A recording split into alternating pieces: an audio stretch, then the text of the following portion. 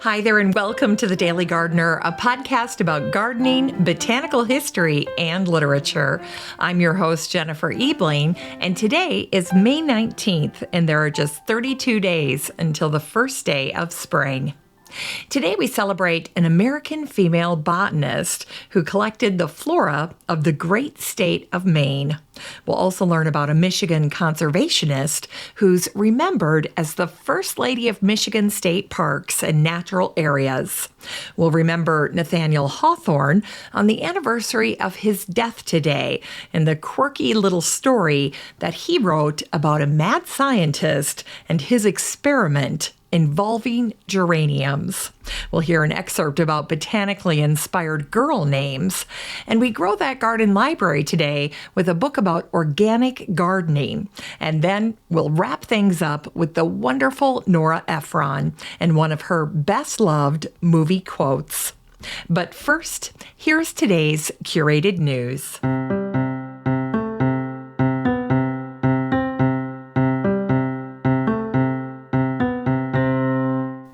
Today's curated news comes to us from House Beautiful. This is a post that was written by Olivia Heath, and it's called Then and Now, 7 Ways Garden Design Has Evolved Over the Last 40 Years.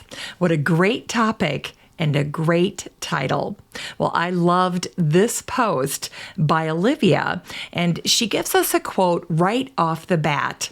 It says, "Soon a well-designed garden will be as important as a well-designed kitchen." And that particular quote just whets our appetite for the rest of this post.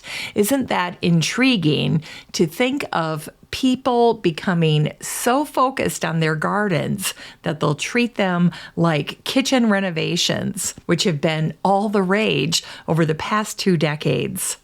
Now, this ties in with the very first point of Olivia's post. She calls it From Garden Plot to Outdoor Room. And there's a garden designer that she quotes in this piece. His name is James Scott, and he says, "When I began designing 30 years ago, people viewed their gardens simply as a place to be gardened. But now garden design has grown up and it's changed. And this is where people are beginning to style their outdoor spaces just as they would style their living room." Now, Olivia's second point is one that I think most gardeners will be very excited about. She calls it smaller gardens, but greater expectations. And I love this because this is where Olivia talks about the features of our garden serving double duty. So they're not only going to be beautiful, but they're also going to be functional in new and exciting ways. I'm going to give you my own personal example of this, and then I'll talk about what Olivia mentions in this piece. In my own personal example, I remember back in the early 2000s, my husband and I bought a traditional play set for our kids, thinking this would be something that they would use and enjoy for a decade or more because of the ages of our children. But I have to tell you that once we installed the little pondless water feature, the little river on the east side of our house, well, the play set took second place. The kids were much more enthused about sticking their feet in the river or racing sailboats down the river or looking for frogs by the river than they ever were about playing on the swing set.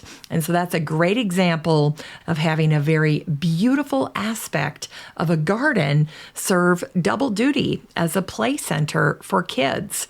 And I loved the fact that since it was pondless, I didn't have to worry about the kids accidentally getting hurt in the water feature. Now, in this section of the post, Olivia quotes designer Joe Thompson, who has also developed this type of multifunctional approach to her designs. Listen to what she says here. "A buttercup-filled meadow offers a view. A seat can be a piece of art. A rill can be a wine cooler, and a weeping birch is a shady picnic spot. Isn't that fantastic? It's a new way to look at the various aspects and elements that you're incorporating into your garden. Can you get them to serve double duty, especially in your small space? Well, if you're doing that, then you are on the cutting edge of garden design. Now, a third point that Olivia mentions here is going from formal beds to wild meadows. So we're getting a little more unstructured here with our gardens. We're becoming more wildlife friendly, pollinator friendly. Andrew Duff, one of the designers mentioned in this section, says there's more mass planting. There's a trend for leaving seed heads as a way of adding interest in colder months. So yes to that, because that's also a haven for insects and potentially a food source for birds. All of that is wonderful. Another point that Olivia makes is going from decoration to recreation. So here we're going to see things like incredible fire pits, outdoor kitchens, outdoor living rooms, incorporating mirrors into the garden, really turning our outdoor spaces into super inviting places where we're going to want to hang out. Now, another trend that's mentioned is sourcing local materials. And for any of us who are sensitive to our local environments, we know how out of place it can look if you're bringing in elements that clearly don't belong or are not native to your area. Take, for example, the home that you may run across that looks like an Italian villa, and it's set beside your very Midwestern or Southern aesthetic. It just may seem completely wrong, even though on its own it may be beautiful. Sometimes things just seem out of place if we're not sourcing local materials. And that commitment to going local is going to be something that you're going to see that'll be very on trend. So it'll be very off trend to go more worldly in your approach. Staying native is a smarter bet. Now, the seventh concept that Olivia mentions is going from niche to norm. And this tip is all about elevating garden design.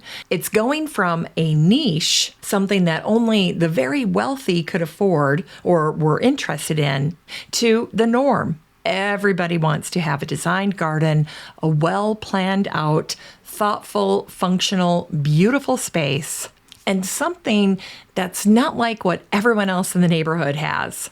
So to give you an example, if you think about your neighbor in your neighborhood that has the brand new redesigned kitchen that all the moms and dads in the neighborhood are just thinking is the total bomb, well, the same thing will be said for our gardens, because it's not going to be amateur hour or the final frontier for people in the neighborhood. These spaces, our outdoor gardens and rooms, are going to be very curated, thought out, and designed. And that's just the next natural step when it comes to our gardens and our outdoor spaces. Well, now, isn't this a fantastic post? It was featured over in House Beautiful once again, and it was written by Olivia Heath. And you can find this post very easily in the Facebook group for the show. Just search for the number 7, since Olivia is sharing 7 ways that garden design has evolved over the last 40 years. And this post will pop up.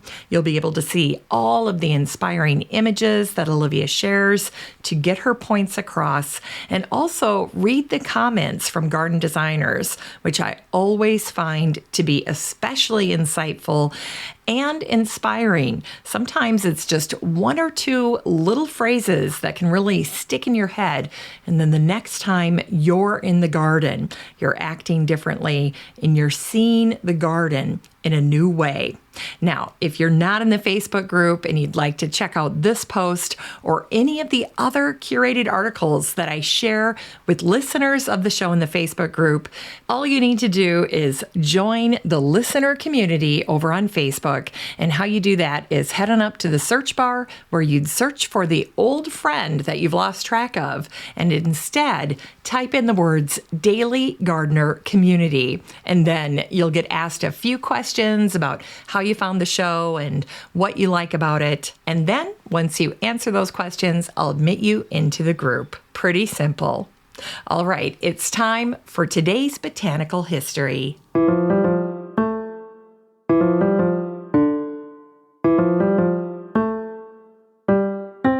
Here's botanical history for today, May 19th. Today is the birthday of the daring, self-taught American botanist Catherine Furbish, who was born on this day, May 19th, in 1834. Kate is remembered for her lifelong work collecting, classifying, and illustrating the flora of the great state of Maine. Kate spent 6 decades crisscrossing her home state, and her delicate, beautiful, and simple botanical art charms gardeners still today. Kate grew up in an upper middle-class home. She attended private school and studied drawing as a child.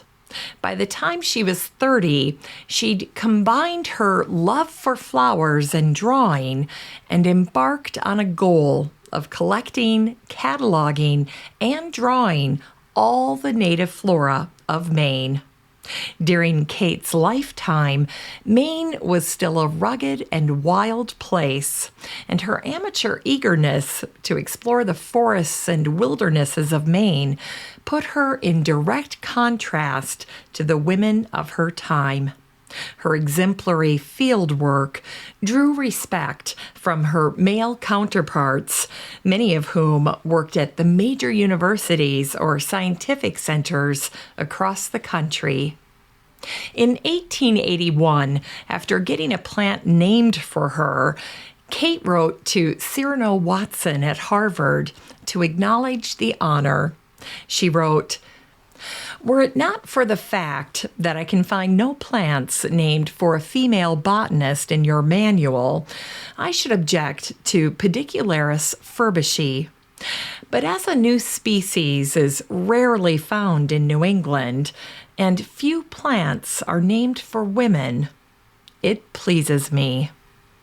In 1895, Kate helped found the Joslin Botanical Society of Maine.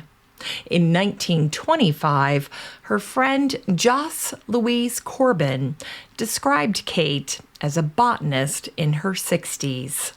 She wrote, "I can see her as I saw her then, a little woman with uplifted head already turned gray, in animated talk, or with bowed face, using her keen eyes along a forest trail or up a mountain path.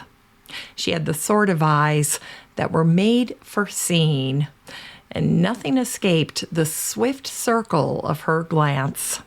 Her feet were as untiring as her eyes, and she could outlast many a younger woman on a cliffside climb or a riverbank scramble." On September 16th, 1978, the Newcastle News, out of Newcastle, Pennsylvania, shared an article written by Mike Fenselber with a headline that read, "Exhibit Depicts Female Scientists." Here's an excerpt. And remember, this is 1978.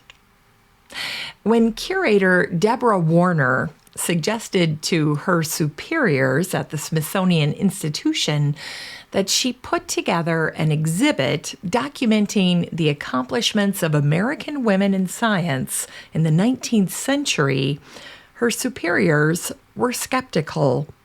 Women scientists in the 19th century?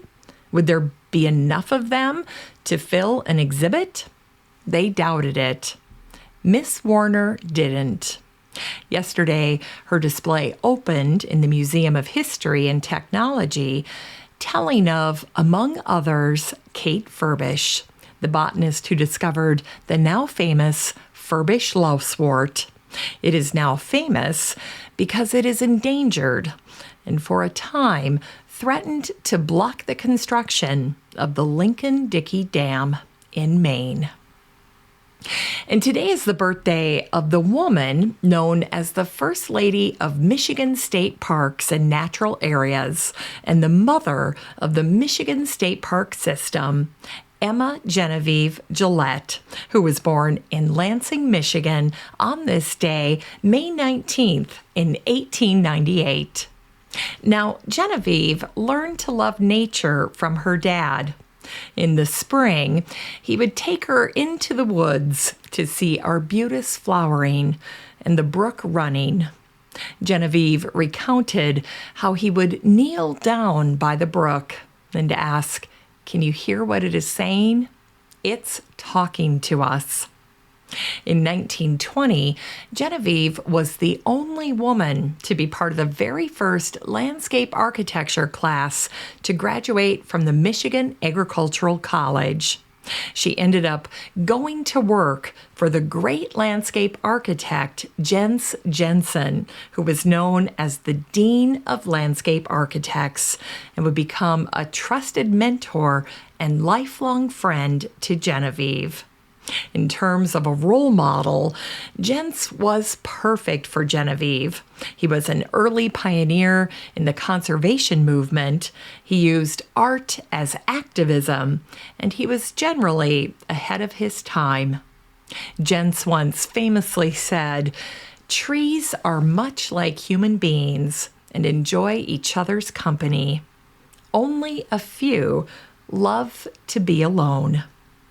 A contemporary of Frank Lloyd Wright, Jens was also a maker of public parks and spaces, and Genevieve later said that Jens, quote, pestered her to start a state park system in Michigan. Genevieve befriended the Michigan Parks chief Peter J. Hoffmaster, who was one of her old college classmates. Her sincere alliances with state officials helped Genevieve garner support to serve as the president of the Michigan Park Association. During her tenure, Genevieve boosted public support and funding for more than 200,000 acres of Michigan's state and national parks, including the Sleeping Bear Dunes National Lakeshore. And today is the anniversary of the death of the American novelist and short story writer Nathaniel Hawthorne, who died on this day, May 19th in 1864. In 1843, Nathaniel wrote a crazy short story about a mad scientist who became obsessed with removing his wife Georgiana's birthmark. He decided to repurpose a remedy that he'd created to remove blotches from the leaves of his geraniums. Well, in the end, as his wife drinks the mixture, her birthmark does indeed fade away, but so does her life force, and she dies a perfect, unblemished woman. It's time for today's Unearthed Words.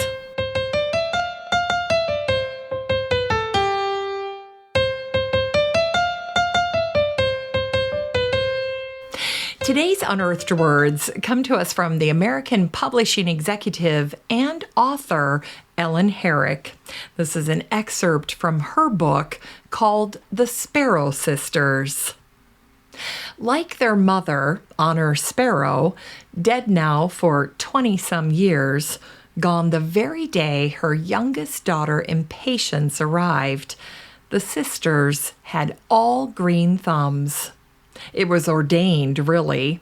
They had each been named after a botanical, mostly flowers, and as their mother kept producing girls, the names became slightly ridiculous. But Honor was a keen gardener, and in darkest winter, calling her daughters' names reminded her that spring would come again. For months after her death, The older girls hated their names and all they recalled for them. By the time they founded the Sparrow Sisters Nursery, though, each thoroughly embraced their names as the sign they were.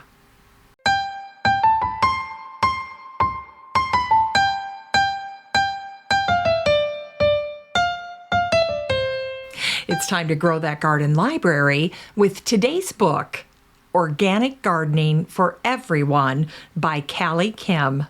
This book came out in 2019, and the subtitle is Homegrown Vegetables Made Easy, No Experience Required. In this book, Kim shows you just how easy it is to grow healthy vegetables at home, something she started doing in 2012. At the time, Kim approached her desire to garden in a very unique and compelling way. She crowdsourced it. After launching a YouTube channel under the name Callie Kim, which was a nod to her California residency, and then asking for help from everyday gardeners, Kim started gardening. And when questions or problems popped up, Kim found support, advice, information, and connection from her viewers and subscribers.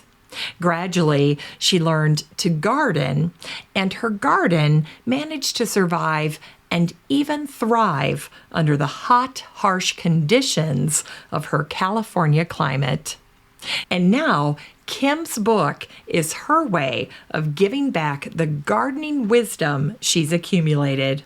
Now, almost a decade later, Kim answers more garden questions than she asks, and she's here to help grow more gardeners through her lovely book.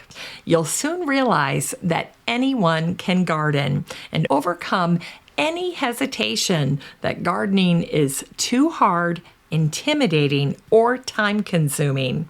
With a busy family of her own, Kim shares her own inspirational story of balancing the demands of the garden alongside the demands of a modern, busy California family. Kim offers friendly and practical advice that celebrates the joy of gardening, and she offers her best advice on her passion for organic vegetable gardening. This book is 160 pages of garden encouragement, wisdom, and enthusiasm from a California mom who became a passionate, modern, organic gardener over the past decade. You can get a copy of Organic Gardening for Everyone by Callie Kim and support the show using the Amazon link in today's show notes for around $5.